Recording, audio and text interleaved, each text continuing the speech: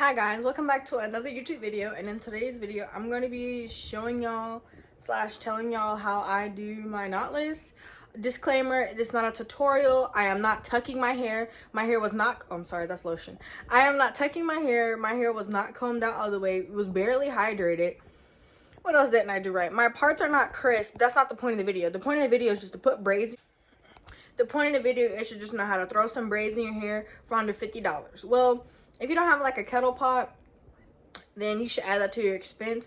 But the hair brand I bought, which is like Queen Bee hair, it's like $5.99 a pack. I usually use like, how many packs did I use? I think I used 2, and that was only like $11-12. We're adding on tax. So do what you will with that information, but further ado, I'm about to show you how I do my knotless, and we're gonna keep it sweet and simple. Oh, and another disclaimer, I did not care about how neat these were or like tucking or anything like that, because I just wanted my hair in braids. I got tired of doing my natural hair. So if you are trying to use this video as a reference to do somebody's hair professionally, I would advise you to go look at another video. But if you're just trying to throw some braids in your hair, then go for it. And also, I started that video like 2 a.m. in the morning on a whim, and I had black hair in my hair box, so I decided to braid my hair. So the hair color was not matching mine, and that's not the point. It's in my hair now and it looked good. That's all that matters.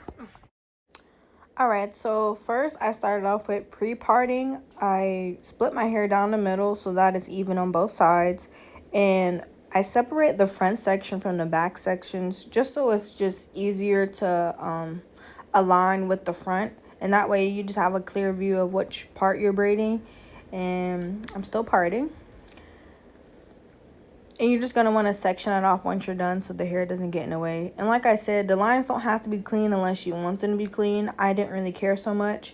But just make sure that both sides of the parts are even on both sides of your head, the left and right side. So now I'm just using a guided, I'm using the other side to guide me with this side. So I always start with one side just to have a reference of how I want my knotless, like what size I want them to be and how crisp I want them to be. So I'm just lining it up with the other side to make it easier for myself.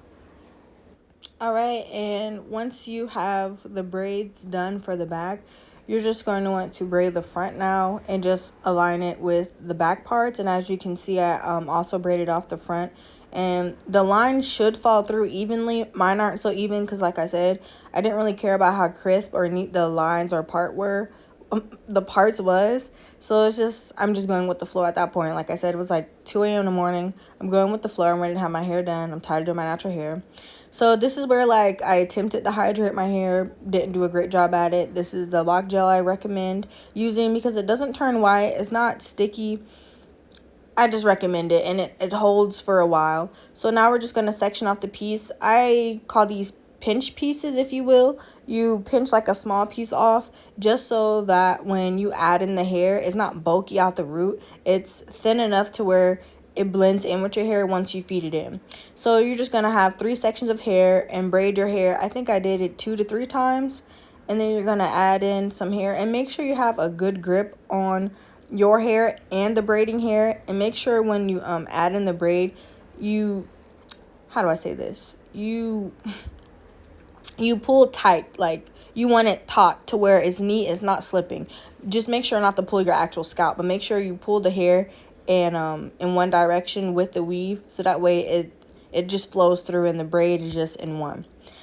And I'm just showing y'all my method of braiding and how the braid is consistent in size and it doesn't change.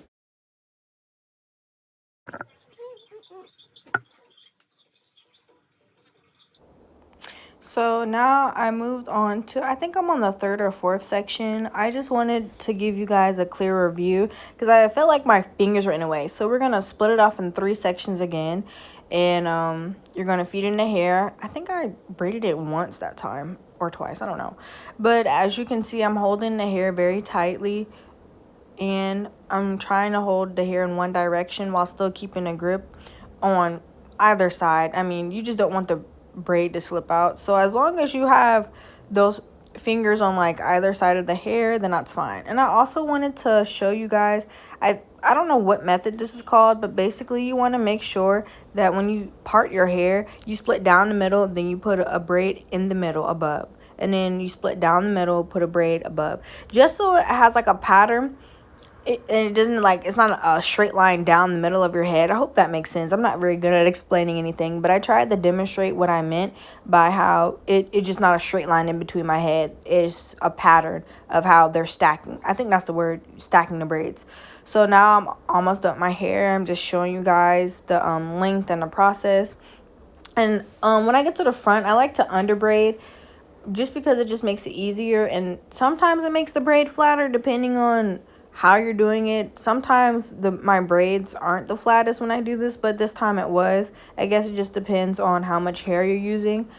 But I don't even think I demonstrated this correctly either. But I basically, the way I'm underhanding the braid right now is how I started it off with my natural hair.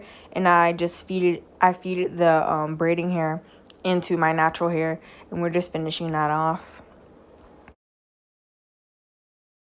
And this is the extra step. Now I'm showing you guys how to curl the hair. I think, I'm not even going to hold you. I don't know what size rod this was. It was between 10 to 12.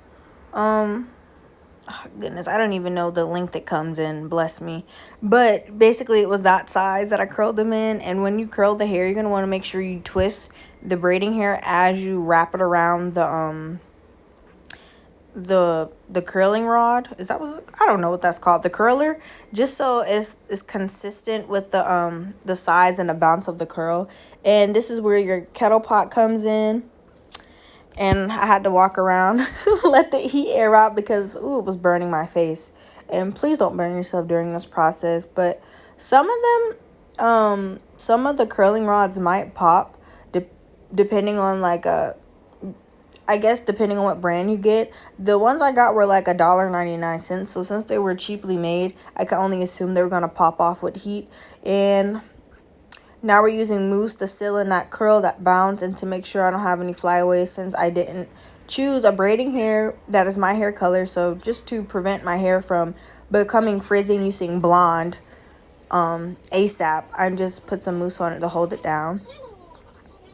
Purr, she's a pretty girl. Purr.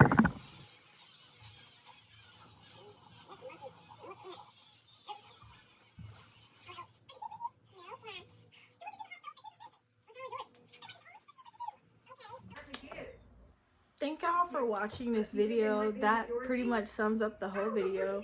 I appreciate y'all, well, if you made it to the end of the video, I appreciate y'all watching it all the way to the end. And I hope my tips and my the way I do my hair helps you out in the future if you ever use this video as a reference. And until the next video, bye.